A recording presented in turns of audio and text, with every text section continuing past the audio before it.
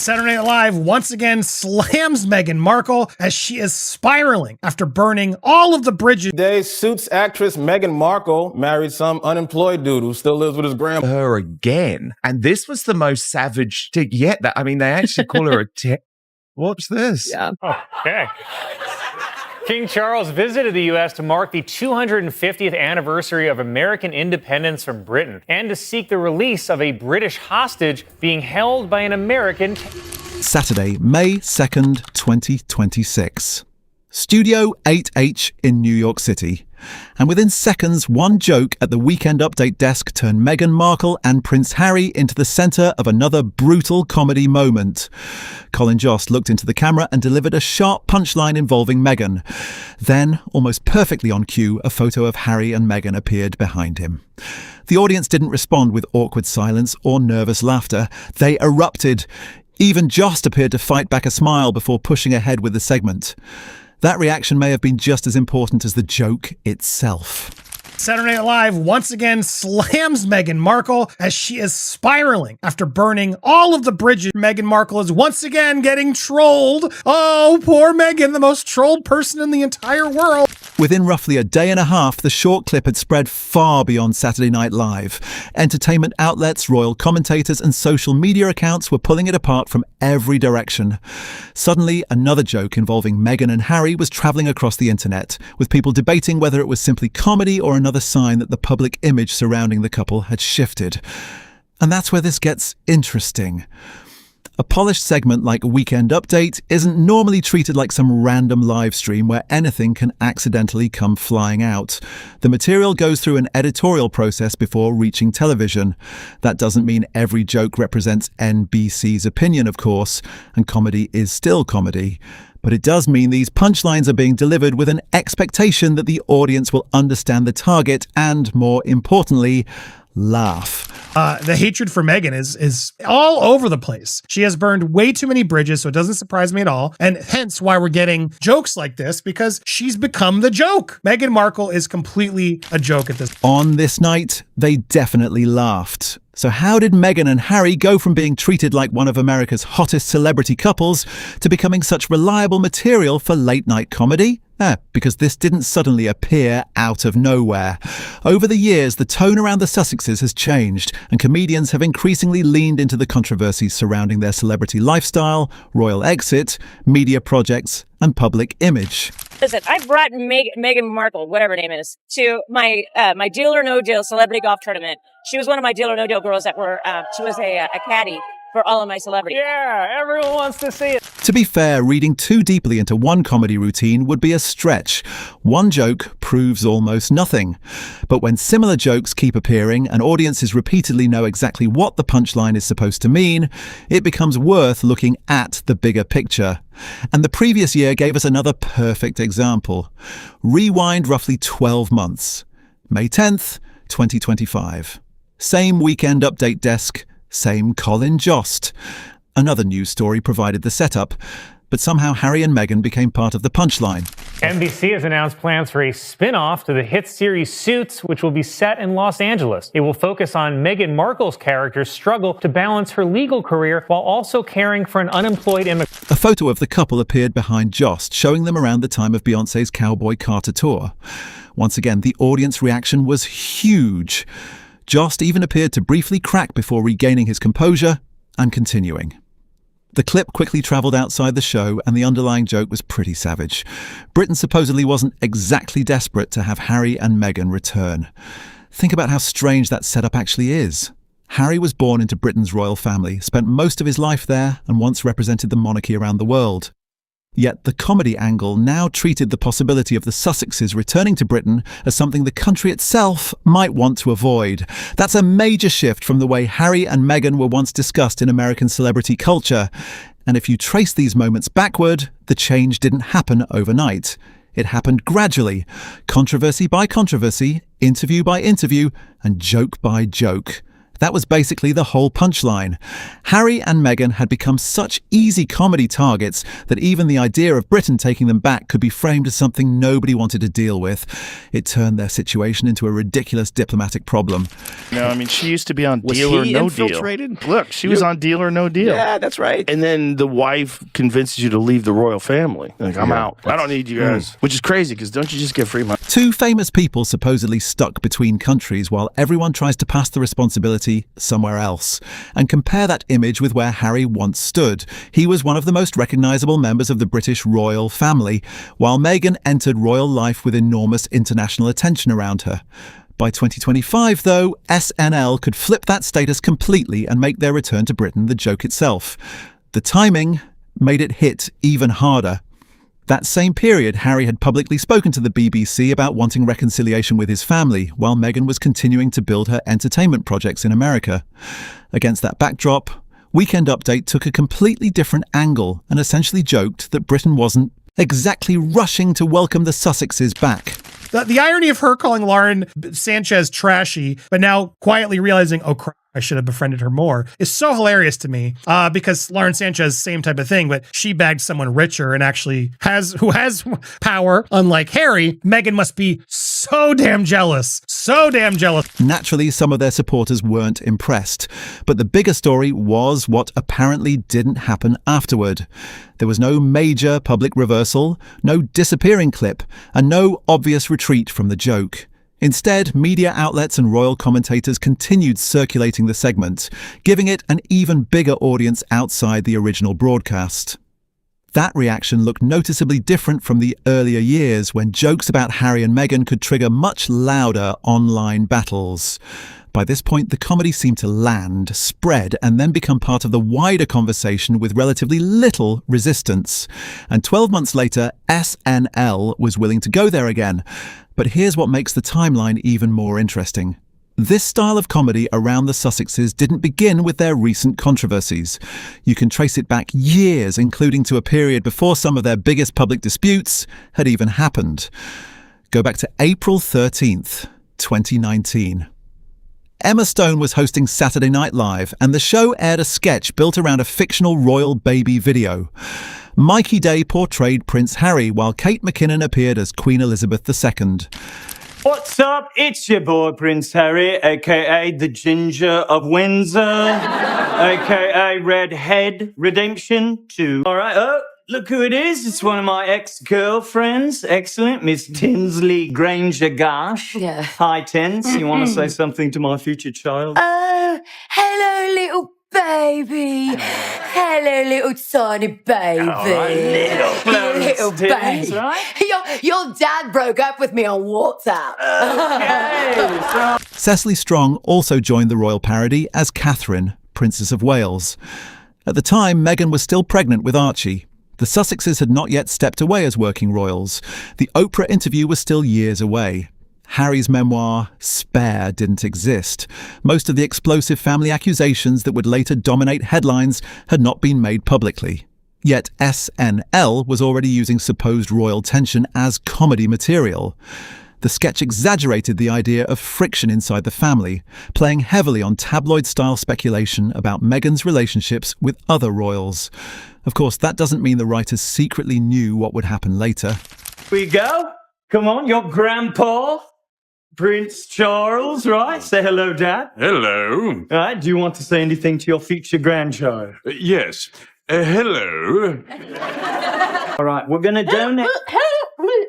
Someone's trapped under the gifts. I'm sorry. Oh my God, it's Grandma. Grandma, you're on the floor. What's going on? What happened? Am I king? No, Dad, she's fine. Oh, well, good. Comedy writers regularly take whatever rumours are circulating and push them to absurd extremes. But looking back now, the timing is wild. Years before Harry and Meghan's disagreements with the royal institution became an international media saga, American television was already presenting fictionalized royal feuds as something audiences instantly recognized. Kate McKinnon's deadpan performance especially helped those jokes travel beyond the original sketch, with certain moments continuing to resurface among royal watchers long afterward. For Gran, please, you want to say hello to your future grandchild? Oh, hello. Welcome to the family. I already love you with all my heart. Oh, Gran. Even though you're half American, which means you're half traitor. All right, thank you, Gran. And here she is, your aunt, Kate Middleton. All right, the papers keep saying she's feuding with your mum, but that's not true. No, right? No. we're not feuding. Why? Why would we? Because I follow all the strict rules and she doesn't, and people love her for it? Mhm. Oh, I love that. All Excuse right. me? That matters because it shows the shift didn't begin after one interview, one documentary, or one memoir. The Sussexes had already become comedy material while they were still officially inside royal life, and the jokes were only getting sharper. And that 2019 sketch was bold for another reason. SNL was putting those lines into a fictional version of Queen Elizabeth II's mouth while she was still alive, and the audience happily went along with it. But to understand how far the show is willing to push royal comedy, Meghan and Harry aren't the only examples worth watching. Prince Andrew became an even more aggressive target. Jump to January 2022. Andrew had recently lost his military affiliations and royal patronages as his civil case involving Virginia Giuffre dominated headlines. Andrew Mountbatten Windsor, the former prince and current river corpse, has been arrested and now may be banned from ever taking the throne. In fact, the royal family said the only way he can become king is if it comes down to either him or Meghan. By late 2023 and early 2024, attention around the Wales family's photographs was becoming intense. Then came the Mother's Day image of Catherine, Princess of Wales, and her children. The picture that triggered a huge editing controversy after major photo agencies withdrew it over concerns about manipulation. Suddenly, what should have been a straightforward family photograph became an international story. Newsrooms were analysing tiny details. Social media users were zooming into sleeves, hands, clothing, and background elements. Speculation exploded, and Catherine later acknowledged editing the photograph herself and apologised for the confusion.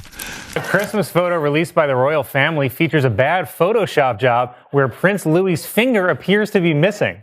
And this is sweet. Meghan Markle said she has a finger they can use if they need it. For comedy writers, a story that recognisable was almost impossible to ignore.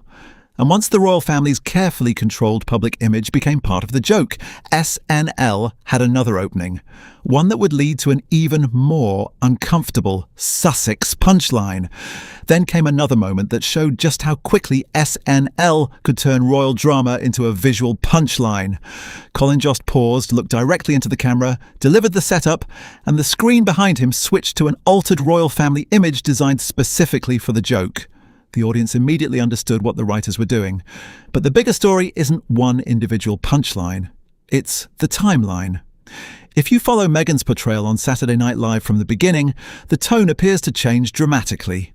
Back in 2018, much of the comedy surrounding the royal wedding focused on Harry, British tradition, and the famously formal world Meghan was entering. She could still be positioned as the glamorous American outsider arriving inside an extremely traditional institution. I know what that means. That's LA. She wants to be famous. She found the guy to make her the most famous in the world, and now she's over there and she's like, if she didn't marry him, she would be on The Bachelor this season. She would be Megan M. from Sherman Oaks barista. She's just got lucky. By 2019, that framing was already becoming sharper. SNL started joking about supposed tension inside the royal family, exaggerating tabloid narratives and presenting Meghan as part of the conflict rather than simply the newcomer surrounded by eccentric royals. It was reported that the organizers of King Charles's coronation have officially invited Meghan Markle, and this is nice, at a starting salary of $19 an hour. Today, Suits actress Meghan Markle married some unemployed dude who still lives with his grandma. Then came 2021. Only weeks after Harry and Meghan's Oprah interview dominated international headlines, Daniel Kaluuya hosted SNL. During his opening monologue, Kaluuya referenced the controversy surrounding discussions about what Harry and Meghan's future child might look like, turning one of the interview's most serious talking points into comedy. I'm black and I'm British. Basically, I'm what the royal family was worried the baby would look like.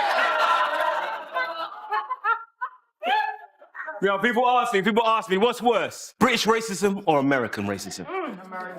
Let me put it this way. British racism is so bad, white people left. They wanted to be free. Free to create their own kind of racism. The room immediately understood the reference. That moment mattered because the Oprah interview had been presented as an extremely serious chapter in the Sussex story.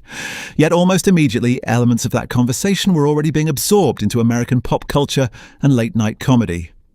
That doesn't invalidate what Harry or Meghan said, but it does show how quickly even their most sensitive public revelations became material for comedians. By 2023, the target had shifted again. Prince Harry's memoir, Spare, had been released only weeks earlier, putting everything from royal arguments to deeply personal family stories into headlines around the world. SNL responded with a parody segment built around exaggerated British characters and references to the chaos surrounding Harry's disclosures. You want us to sum up our thoughts, take out the pods and hear me, all right? Because we have a way of talking back in the ends. Aye, 30 million pounds. Yeah. Prince Harry, stayed over at Tyler Perry's, press cold like Bren and Jerry's. I'm allergic to dairy. Harry and Meghan, Ronald Reagan, interracial dating, Queen said not today, Satan. Again, the writers didn't need to explain the entire backstory. The audience already knew it. That's arguably the biggest change across these years. Harry and Meghan gradually became recognisable enough as controversy figures that a comedian could flash their photograph, make a short reference, and trust viewers to fill in everything else. Then 2025 pushed the joke toward their status in Britain. By 2026, their marriage and American celebrity image had become part of the comedy setup itself. That doesn't automatically prove some organised media campaign against Meghan, and it certainly doesn't mean every American shares the audience's reaction. SNL is one comedy programme, not a national opinion poll. But as a cultural barometer, the progression is difficult to ignore. And rewind all the way to May 19th, 2018, because the contrast becomes even clearer. Harry and Meghan had just married at Windsor Castle in one of the most watched celebrity events of the year. The ceremony had everything: the choir, flowers, enormous crowds, global television coverage, and the full fairy tale presentation. That very night, Weekend Update was already making jokes about Harry. Elon built electric cars, he's going to Mars. Why is he even involving himself with Twitter? It would be like if the Prince of England gave it all up just to marry an actor from Suits. Michael Che used the newly married prince as the punchline, poking fun at his privileged royal lifestyle. At that stage, however, the comedy felt different. Meghan wasn't yet being framed as the controversy. The joke was largely that this glamorous American actress had somehow ended up marrying into this bizarre, privileged British world. 8 years later, that balance had almost completely flipped, and SNL no longer needed Harry to make Meghan part of the punchline. So when you put the entire timeline together, the change becomes pretty hard to miss. In 2018, Harry was still the main target, and Meghan was largely treated as the glamorous American newcomer entering a strange royal world. By 2021, the Oprah interview had supplied SNL with completely new material. Then came Spare, the royal photo controversies, jokes about whether Britain wanted the Sussexes back, and eventually the increasingly personal punchlines of 2026. But that doesn't necessarily mean SNL somehow created public opinion about Harry and Meghan. A more realistic explanation is that comedy follows whatever audiences already recognise. Writers watch the headlines, identify the stories people understand instantly, and then exaggerate them for laughs. And now there's another development in this story. Britain has its own version of Saturday Night Live. SNL UK launched in March 2026, bringing the familiar format to a British audience with its own Weekend Update desk and a much more local perspective. That immediately opened the door for British comedians to tackle royal controversies using references that might not land the same way with an American audience. Now, I want to know what you think. Is SNL simply following public opinion, or do you think years of jokes like these actually helped shape the way people see Harry and Meghan? Drop your take in the comments. And if you enjoyed this breakdown, Make sure to like the video, share it with someone who follows celebrity and royal drama, and subscribe for more stories like this. For even more celebrity drama, watch the next video you see on your screen, because that story goes even deeper into another controversy you won't want to miss. Thanks for watching, and I'll see you on the next one.